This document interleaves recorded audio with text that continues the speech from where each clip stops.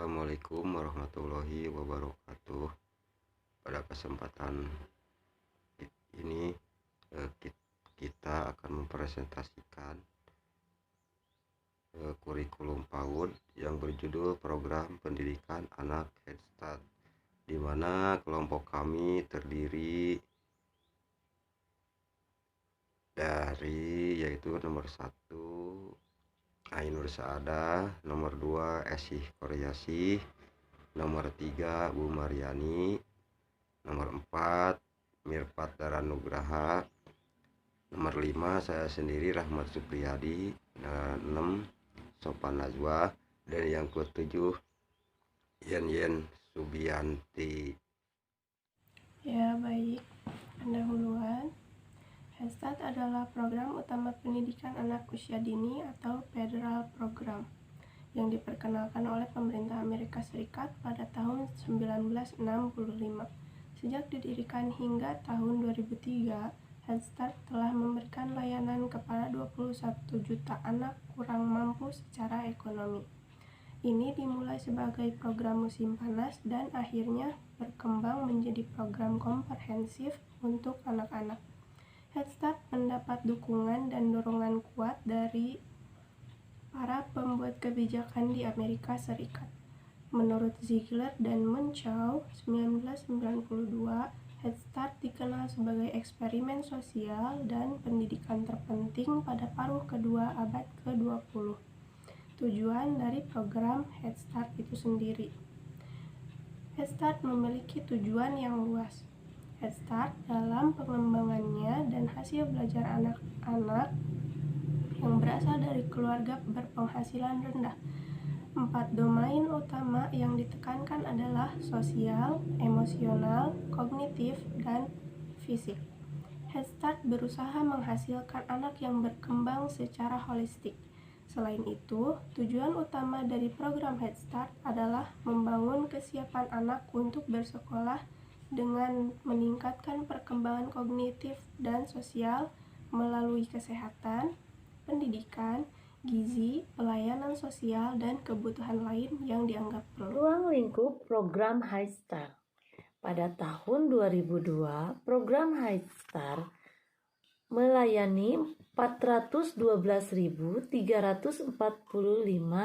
anak dari 50 negara bagian, termasuk Distrik Columbia, Puerto Rico, dan Kepulauan Virgin. Ada 18.865 pusat Head Start, 49.800 kelas, 148.000 staf, dan 1,4 juta relawan untuk melayani program Head Start, mulai dari kepala, guru, dan staf. Mayoritas anak yang mendapatkan layanan Head Start adalah anak usia 4 tahun sebesar 52%, sedangkan anak usia 3 tahun sebesar 36%. Sebagian besar Head Start menawarkan layanan sekolah setengah hari. Namun ada juga yang diperluas menjadi program sehari penuh. Biasanya kunjungan rumah yang dilakukan 2 kali setahun untuk setiap anak. Head Start umumnya mempraktekkan praktek-praktek yang sesuai dengan perkembangan anak yang direkomendasi oleh National Children Education Association, British Camp and Couple, tahun 1997. Tujuannya adalah untuk menyeimbangkan kemampuan anak dengan kegiatan yang diarahkan oleh guru, baik kegiatan kelas, kelompok, maupun individu. Sosial emosional dibangun dengan kepercayaan, kemandirian, pengendalian diri. Anak juga akan mengalami eksperimentasi, inquiry, penemuan, pengamatan, permainan, dan eksplorasi. Anak-anak juga diberi kesempatan untuk mengekspresikan diri secara kreatif melalui kegiatan seni musik, dan dialog. Tujuan program Head Start. Tujuan dari program Head Start yang diadakan di kelas adalah untuk memastikan waktu yang cukup dalam kegiatan belajar mengajar, ruang belajar yang baik, dan juga peralatan yang cukup. Sedangkan program di rumah bertujuan agar orang tua menghargai nilai perkembangan fisik dan memberikan rasa aman. Lingkungan dan aktivitas bermain yang aktif secara umum, kurikulum yang digunakan Head Start bersifat komprehensif dan mampu mempersiapkan anak masuk sekolah dasar nantinya.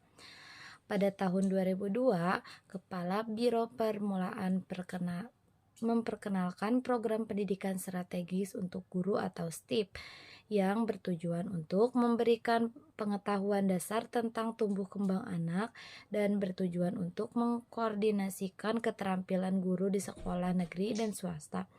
Program kunjungan rumah diadakan untuk membantu orang tua.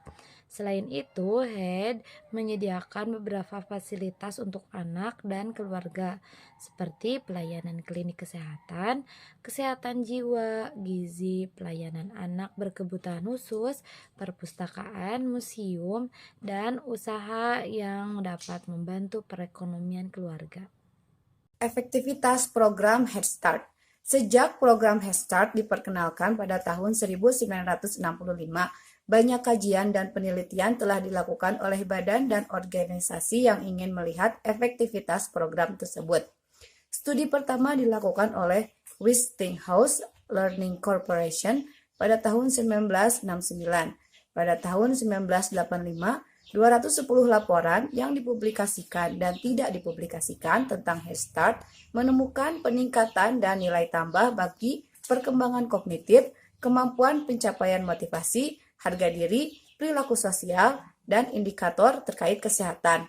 Selain itu, juga menunjukkan peningkatan peran keibuan dan masyarakat.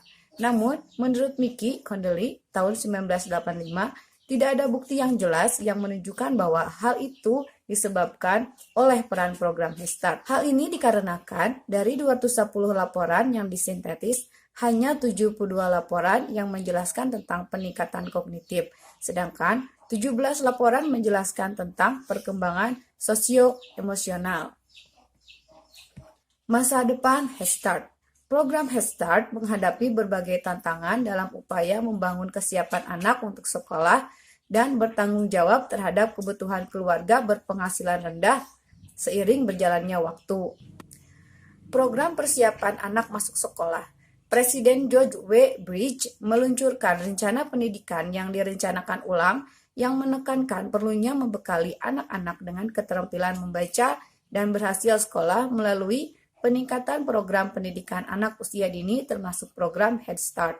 Dalam rencana tersebut, telah diperkenalkan beberapa strategi untuk lebih memperkuat program Head Start seperti penyusunan Good Start, Grow Smart Intentative, termasuk sistem akuntabilitas untuk memastikan bahwa semua Head Start mencapai standar kemampuan literasi, bahasa, dan numerasi dini.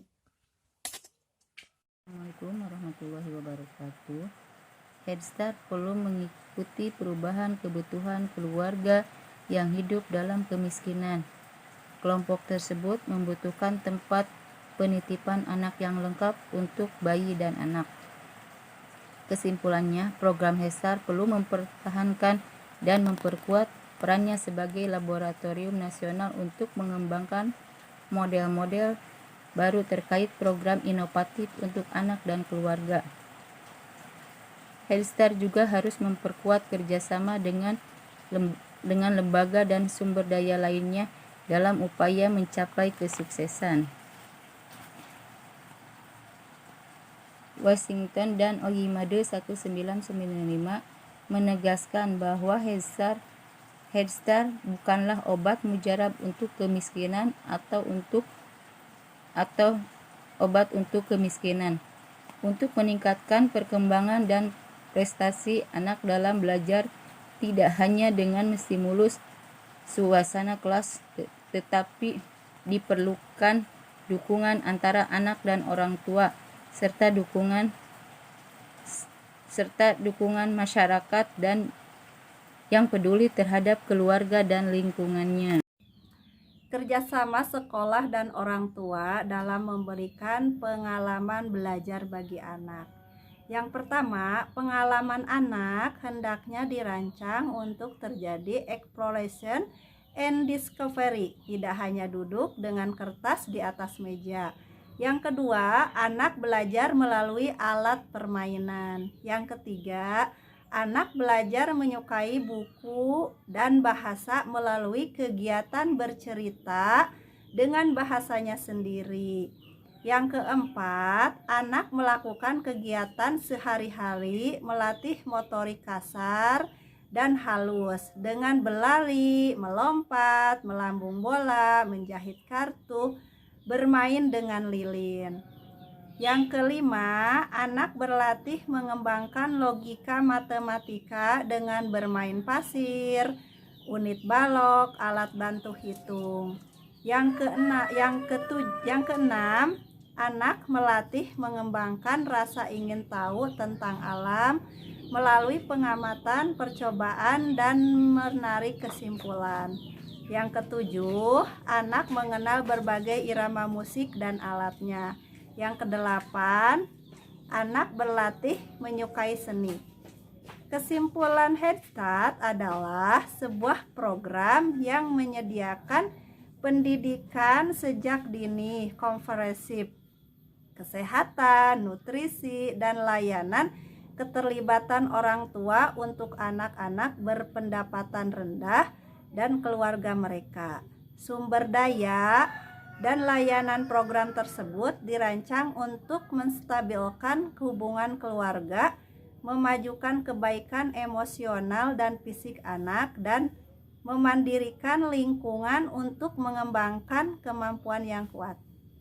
Mungkin itu, terima kasih. Mudah-mudahan apa yang kami sampaikan dan kami presentasikan bisa bermanfaat untuk kita semua.